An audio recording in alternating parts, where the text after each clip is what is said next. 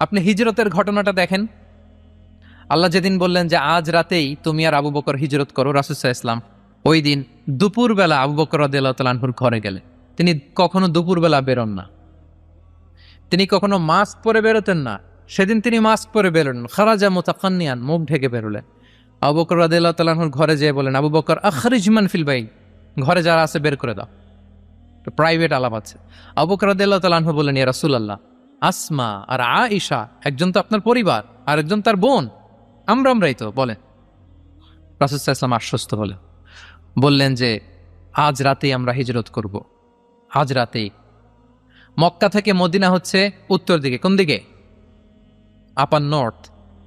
তিনি মক্কা থেকে মদিনায় হিজরত করবেন উত্তরে, কিন্তু তিনি বের হলেন দক্ষিণ দিক দিয়ে, শত্রুর চোখে ধুলি দেওয়ার জন্য। দেখেন, দিনের বেলা বেরোলেন না, রাতে বেরোলেন। দেখেন, একটার পর একটা প্রিকশন।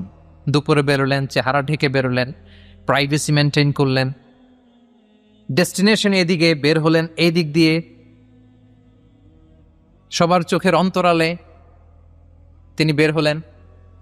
এবং তিনি আবু বকর রাদিয়াল্লাহু তাআলা আনহুকে বললেন, সবাই যেই পথে মদিনা যায় আমরা কিন্তু ওই পথে যাব না, ক্যারাভানগুলো যেই পথে যায় ওই পথে না, সাওয়াহিলি একটা আনইউজুয়াল রুট ধরে আমরা যাব, সাগরের পার ঘেঁষে ঘেঁষে, যাতে ওরা বুঝতে না পারে। এই জন্য আবু বকর রাদিয়াল্লাহু তাআলা আনহু একজনকে ভাড়া করলেন, আব্দুল্লাহ ইবনে উরাইকেত নামে, যে আনইউজুয়াল রাউটটা চিনে, যে সাগরের পাশ ঘেঁষে চলে যাওয়া পথ দিয়ে মক্কা থেকে রাসূল সাল্লাল্লাহু আলাইহি ওয়াসাল্লামকে মদিনায় পৌঁছায়। দুইটা উট তিনি 2 মাস ধরে এটাকে নার্চারিং করে রাখলেন। 3 দিন আবু বকর রাদিয়াল্লাহু তাআলা আনহু এবং রাসূল সাল্লাল্লাহু আলাইহি ওয়াসাল্লাম গারে সাউরে অবস্থান করলেন 3 দিন, যাতে করে বুঝতে পারেন যে মক্কায় তাদের ব্যাপারে কি বলা হয়।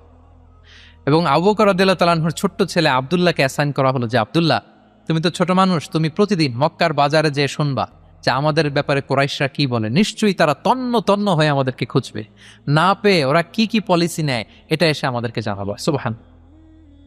ছোট্ট আব্দুল্লাহ মক্কার বাজারে কে কি বলে শুনে, গোয়েন্দার মতো করে, স্পাইয়ের মতো করে সে তথ্যগুলো নিয়ে, খাবার নিয়ে গারে সাউরে প্রতিদিন ইনফরমেশন পাস করে আসতো, আবার খাবার দিয়ে আসতো। আচ্ছা বলেন তো, এই ছোট্ট আব্দুল্লাহ যেই পথে যায়, মরুভূমির উপরে তার ফুটপ্রিন্ট আছে না, আব্দুল্লাহর ফুটপ্রিন্ট। তো কোরাইশরা তো তন্ন তন্ন হয়ে রাসূল সাল্লাল্লাহু আলাইহি ওয়াসাল্লামকে খুঁজতেছে, ডানে বায়ে সামনে পেছনে সব জায়গায়। তারা যদি আব্দুল্লাহর ছোট্ট পায়ের ছাপ পায় আর সেটাই যদি ফলো করে, তাহলে ডিরেক্টলি তারা কোথায় যেয়ে পৌঁছবে? রাসূল সাল্লাল্লাহু আলাইহি ওয়াসাল্লামের কাছে, গারে সাউরে। আল্লাহ রাসূল সাল্লাল্লাহু আলাইহি ওয়াসাল্লাম কি করলেন?